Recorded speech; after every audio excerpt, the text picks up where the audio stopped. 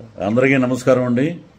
ఆంధ్ర రాష్ట్ర ప్రజలందరికీ నమస్కారం. జన సైనికుడు పృథ్వీరాజు ఆవేదన మీకు తెలియజేస్తున్నాను.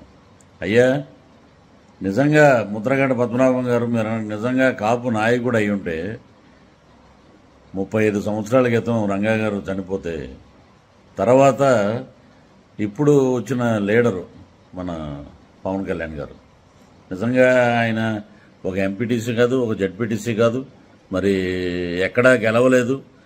కానీ పేదవాడి కోసం, పేద ప్రజల ఆశయాల కోసం, పేద ప్రజలు బాగుండాలని ఒక సంకల్పంతో అందరినీ కలుపుకుని పోయి అన్ని కులాలని, అన్ని మతాలని, అన్ని రకాలుగా అన్ని వృత్తుల వారిని కలుపుకుంటూ ఒక సరైన దిశలో ప్రయాణించే నాయకుడు ఈ జనరేషన్లో మనం చూస్తున్నాం.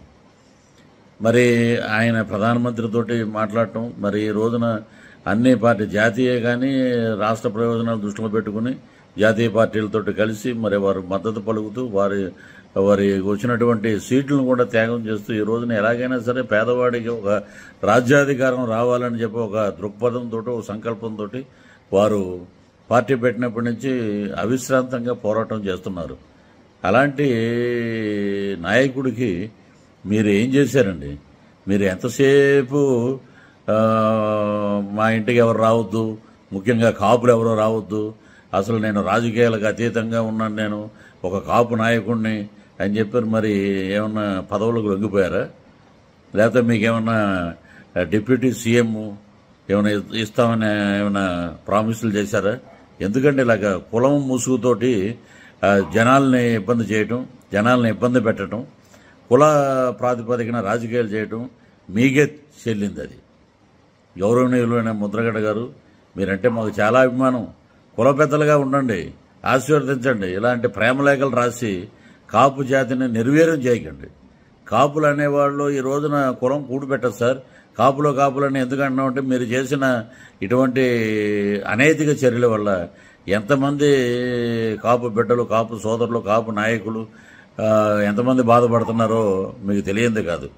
మీరు ఉద్యమాలు అనే పేరున ఉద్యమాలు చేసి కాపు యువతను అందరినీ నాశనం చేసి ఈ రోజున మీరు పదవి కోసం, మీకు డబ్బు కోసం మీరు అటు వెళ్ళారా? ఇది కరెక్ట్ కాదు సార్.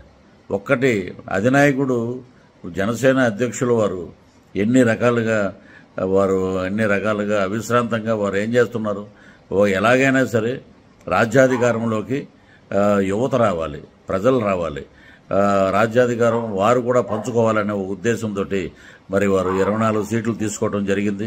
మరి ఇలాంటి త్యాగాలన్నీ వారు చేస్తున్నప్పుడు మీరు ఇలాంటి నేను వైసీపీలో చేరుతానంటే చేరండిగా. ఇక ఎప్పుడు మీరు కులగిరీయటం అనే ముద్ర పెట్టుకోబాకండి. ఇదే మీకు ఆ చరిత్రకి, ఇదే మీ చరిత్రకి సమాధి. కాపు నాయకులు, కాపు కుల పెద్దలు అని ఇంకెప్పుడు దయచేసి మాట్లాడకండి. మీకు చేతులెత్తి నమస్కరిస్తూ మీ పృథ్వీరాజ్, జన సైనికుడు. జై హింద్.